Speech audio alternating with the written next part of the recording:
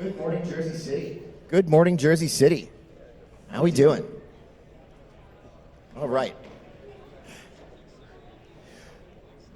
My name is Jeff Guillot, and it is a privilege to speak here today about this incredibly important topic that has been touched on a couple of times already today.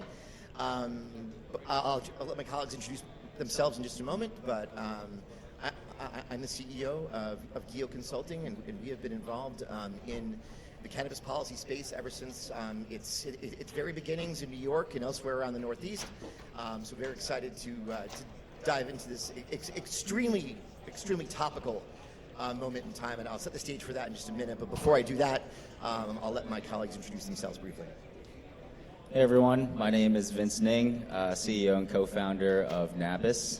We're the nation's largest wholesaling platform for cannabis. So we have a marketplace. We fulfill and distribute for about 450 brands across California, Nevada, and New York. And we distribute over $1 billion worth of cannabis per year. Hi, my name is Steve Ernest. I am the head of originations at Chicago Atlantic, which is a credit-oriented investment platform that invests where risk is misappropriately priced. Cannabis being the largest bucket in which we deploy. We've put out over $3 billion to date, and I have been around this jungle for about a dozen years. Jungle's a good word for it. So to set the stage here, this is a pivotal week in the world of getting signals from Washington or lack thereof, quite frankly, especially when it comes to reclassification and as it pertains, of course, to the hemp provisions that were slipped into the big beautiful bill about 90 days ago. Today, the FDA is allegedly, possibly, maybe providing some regulatory help as far as defining some of the cannabinoids that are included within that bill, but also, and perhaps more excitingly, tomorrow, the Attorney General of the United States is scheduled to speak before the House Judiciary Committee, and there is suspicion this topic may come up. As we're going to get to achieve clarity in the market, what we're going to need is some sort of a clear schedule as to how this is going to happen, when it's going to happen, so we can all prepare ourselves accordingly. Now, Vince, I know that you've been engaged in conversations with some Republicans on Capitol Hill about this. What were your experiences in that dialogue, and in reading the tea leaves, what kind of signals did you get? Yeah, I've been in this industry for about 8 years now, and I've candidly actually never been more optimistic. So hopefully I can breathe some healthy doses of optimism into the market right now. We need that, yeah. Yeah, but I think the main message here, though, just a caveat, is don't change how you're operating your businesses. Don't just start growing at all costs. Capital isn't just going to flood in overnight. There's no exact certainty. Only Trump knows when things will exactly happen by minute or hour. But yeah, that's the thing, and I've experienced this too, and I'm sure you have as well. In having dialogue with a lot of key Republicans on the Hill, the answer often is there's only one person who can answer a lot of these questions, and that can be frustrating for markets. That can be frustrating for a lot of us. That's simply the reality of the hand we've been dealt. And I'm sure, as you can tell us, it probably has a profound effect on markets and investment and things like that. Yeah, for sure. I mean, like, it's not a switch that you merely flip. I think what we're experiencing are some very strong directional headwinds turning into tailwinds, which is great, right? I mean, when you think about hemp, obviously has been a big ambiguous concern in the marketplace right now. A lot of the licensed operators are losing customers to these hemp operators. So I think any kind of clarity goes a long way. From a capital markets perspective, capital markets hate ambiguity worse than they hate bad news, right? Because the bad news you can at least act on, right? Ambiguity just causes inaction, right? So I think everyone has been just waiting to say, like, okay, what is hemp going to look like, right? How can I make a decision 3 to 5 years out in a manufacturing perspective if I don't know that if hemp is going to be the predominant way that cannabis is sold, or the legal channels that we're used to. So right, and also just so folks understand, like, just because a federal agency is supposed to provide clarity on a thing today does not mean a federal agency is going to provide clarity on a thing today. They're late all the time. So just because today is the 90-day mark, and we're supposed to get something does not mean that something is coming. I think we've all waited on the FDA for something or other during our journeys here. Yeah, and I think it's like, when you talk about the rescheduling conversation, it's going to take time, right? Even if Pambani comes out and says, great, we're rescheduling cannabis today, I think we still have to wait for the IRS. That's totally happening tomorrow, by the way, guys. Yeah, right, it totally could, right? It could. But even then, from a capital markets perspective, we're going to have to wait for the IRS to opine on what exactly that means, right? Do we owe 280E up to what point, right? Do we stop accruing the uncertain tax position?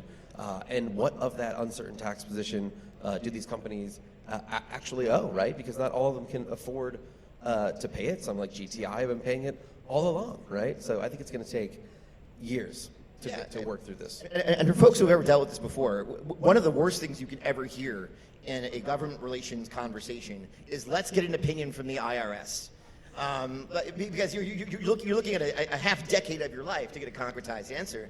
And that's not going to change when it comes to this stuff. So even if the Attorney General is very enthusiastic about this tomorrow, there's still a long way to go, for sure. Yeah, and I think advocacy is tough in this domain because, cannabis operators have operated in sort of the shadows for so many years, and to go talk to the IRS seems like a very scary thing. It's like going down to the local precinct and trying to have a conversation about and ask, did I do something wrong? Like, you're basically asking to get turned in. And 280E historically was created to stop the movement of really bad illicit drugs, not necessarily cannabis. So it's going to be tough. But like as we've talked about before, once we have a timeline, then I think the industry can begin to plan for what comes next.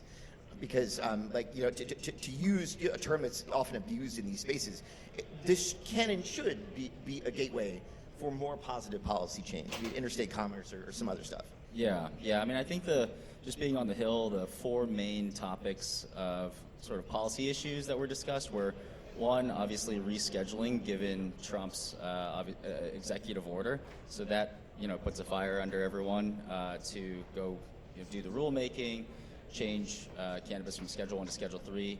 The next sort of hot topic is safe banking, and that comes with traditional banking for the industry, uplisting opportunities, and then after that, more and more money will start to enter the flywheel of the cannabis industry for more lobbying dollars, more growth, more profits, and following that, there is this sort of underpinning of what's going to happen with hemp and cannabis, and so now regulation is moving from sort of plant-centric regulation to cannabinoid-centric regulation. So THC is still THC, whether it comes from hemp or cannabis or any other plant we might discover on Earth or elsewhere.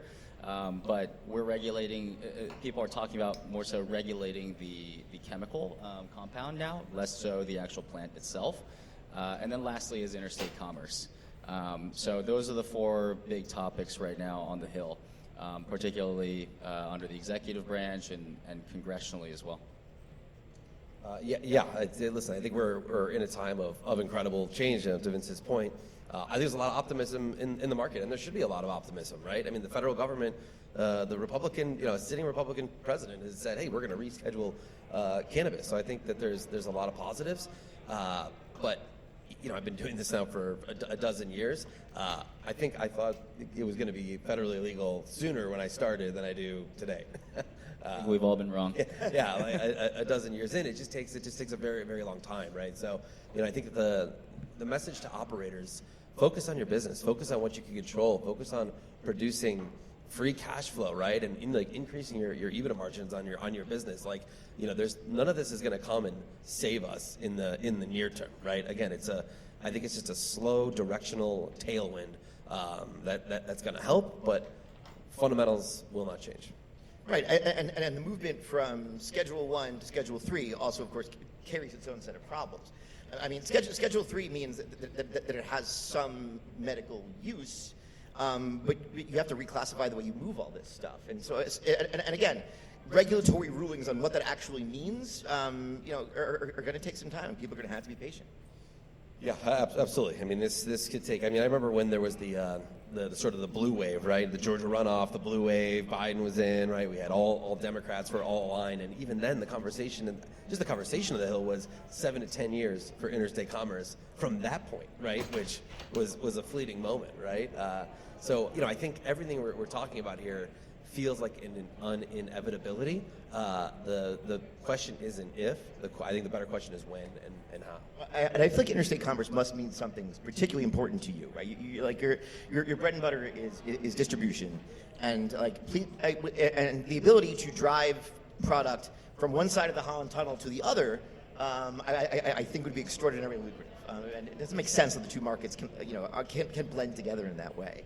Yeah, and I think the industry is starting to center the conversation, particularly in in rhetoric on the Hill for advocacy, especially, is around consumers. So whether it's public health or just consumer trends, on one side of the Holland Tunnel or the other, it's the same demographic, which is why brands and product makers ultimately like to, launch in all these states at once and be able to use a singular, consistent distribution platform, not have to have different teams and different fleets on different sides of the bridge. And so, I think as for any of you out doing advocacy work or building your businesses, just think about what the through line that connects everyone's ideas and interests is just consumer trends. Whether it's public health related, whether it's agriculture related, whether it's criminal justice reform related, or just small business related. I think those are all things that speak to the masses, and so that's what's really going to bring the conversation from this cottage industry of cannabis into the mainstream media. So I would encourage everyone to think on that sort of level as a next stage of our industry. Yeah, and I would just piggyback on that. I think you absolutely nailed it when it comes to public health and social justice and equity and things like that. But I would also add that in my conversations and my team's conversations with more conservative-minded folks, with Republican lawmakers, framing this around economic development and job creation has never gotten us laughed out of a room. I think the vast majority of elected conservatives and Republicans that we've spoken to over the years, behind closed doors, don't believe a lot of the rhetoric that you hear in campaigns. That if you're going to come to my community and create high-paying, often labor jobs, especially here in New York and in New Jersey and New York, then you're going to be welcomed. It's just a matter of framing this correctly, and that's often a forensic exercise unto itself. I mean, I'm sure. In your government relations work too, you've known that the message should change depending on who your target is, because this is not an issue that has one uniform set of talking points that's going to get someone across the finish line. Yeah, agreed. And listen, it's working, right? I mean, we've actually finally have movement. I think public perception is on our side. I mean, I don't know if the last Pew Research. It's 83% in favor. Yeah, we're getting there. Right. It's 83%. So I think when any politician looks at these numbers, they're like, okay, now I think there's a willingness to want to find a way to make it work. And you talk about jobs and you talk about taxes, and they're like, okay, let's move the needle on this thing. Yeah, and I think it's one of the only industries that's rapidly growing, and it's relatively AI and recession-proof. So just given where we're heading, I think this is a really great industry to bet on if I were the government. Let's bring back those COVID checks, right? That's right. So that's a good segue into another topic. Obviously, it's here we are sitting in February of 2026. Midterm elections are on everyone's mind here. Here throughout the Northeast, the ballots are starting to take place. I don't profess to be an expert on New Jersey's politics specifically, but I know in New York, the time to declare whether you're running or not is this week. So that is all going to shape up in a major way, and that is absolutely on the minds of Republicans in the White House and on Capitol Hill. It is to what issues are going to turn folks out, and what issues do folks care about most, which is why the political calculus, I think, on rescheduling is where it is right now. And from a political perspective, you typically see the most movement certainly in a presidential election, and then probably the second most is the midterms, right? It's when politicians ultimately have to do the most important part of their job, which is get reelected, right? So they have to go out there and talk about these issues. So I think we're going to continue to see a more favorable tone towards rescheduling and towards cannabis. And again, I think Donald Trump coming out and talking about it favorably, it gets the rest of the Republican Party in line, right? When Biden said he was going to go do it, like the department just didn't get it done. I think when Trump says, "Hey, go do this," his team is going to act. There was a more authoritative move there. Like a suggestion. It's like, get this done. If Biden was a polite suggestion, like, guys, could you please, it's a little different here. Yeah, exactly. And I do think that, for what it's worth, midterm elections, this is one of the biggest social issues that has permeated society. And, I think it also comes, this growth comes on the heels of alcohol consumption declining too. So ever since COVID, there's been a high single-digit percentage, something like 7-8% declines in consumption, especially from younger populations, year after year for the last 5 years. So that's an industry that's compounding the wrong way. And as these new more sober generations get older, their pockets are, they're wealthier. They have boomer parents who give them, inheritances, and they spend the money on cannabis instead of alcohol. So, I mean, if you think about just by the numbers, the cannabis industry is about $25 to $30 billion in size in the U.S., and alcohol is $200 to $300 billion. So there's still a 10x opportunity, despite how long many of us in the room have been in the industry. There's still a lot of headroom here, just in the U.S. alone. Not just within the cannabis industry and the supply chain itself, but also adjacent industries as well, whether it's banking, government relations, professional services, et cetera. Yeah, and the interesting thing about beverage alcohol too is while it's certainly less popular, the cannabis is these days. To your point, they're outspending us 10x on Capitol Hill. And if you don't think their influence was very clear and obvious in what happened with the Big Beautiful Bill, it was very clear that was a directive that was aimed at trying to preserve some of that market share. Also worth mentioning as well, that if we see Pam Bondi say nothing, or punt on this issue, or say something that means nothing, or say something that is spoken in a riddle, as politicians from both sides of the aisle tend to do, that could be a signal that we're looking at a September rollout of this, which again is a signal for Washington that there's concern about where the midterms are going to go here. And personally, I think that short of making Super Bowl Monday a federal holiday, making this thing happen is about popular move across the aisle as they could make. And by the way, it should be a national holiday. Yeah, and I think to ground the conversation in what's next, because I think rescheduling, safe banking, all this stuff, these can be very big topics and very meaty ones, and I think they each mean different things to different people. It's actually grounding the conversation towards federal standards. So who's going to regulate this? What agencies at the federal level, whether, the FDA right now has the baton to create the cannabinoids glossary, but who's next? Who's going to tax it? Is it going to be the TTB, like the alcohol industry? What are the federal standards for packaging and labeling so that our kids don't accidentally consume products that they shouldn't? Those are all things that I think should be more and more topics of discussion. And last week, while I was on the Hill, there was a National Governors Association convention where about over a dozen states, some fully legalized and mature like California, and some that are newly or just about to be legalized were in the room. And this is what they were talking about, whether it's about the packaging or the transportation, or how does this product get into the hands of consumers, into people's bodies, and not harm society.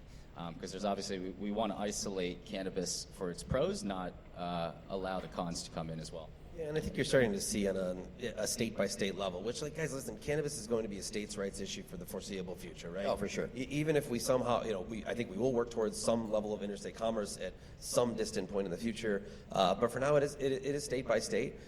So, focus on your state. I think you're seeing a lot of folks at the state level go after the hemp side at the state level, right? Because it's like, hey, if you pop up a store across the street from me, right, and you're not paying any of the licensing fees or any of the compliance or doing anything that I'm doing, you're going to get some whistleblowers out of that. So, I think that the federal move is actually causing a lot of action at the state level, which is where the battleground of cannabis will continue to be fought. Yeah, and I'll just close on this. When we're talking about who regulates what and how agencies regulate it, there is no right answer because all those agencies are difficult to deal with. So you're going to have a complex framework that is going to evolve over time, and we as advocates just need to stay on top of it. And to echo the points of my colleagues, keep running your business the way you're running it. Thank you. Thank you. Thanks, everybody. Right on time. All right on time. That was wonderful. Great job, guys. All right, so for everyone who heard that, do not go to the IRS for advice. And cannabis is still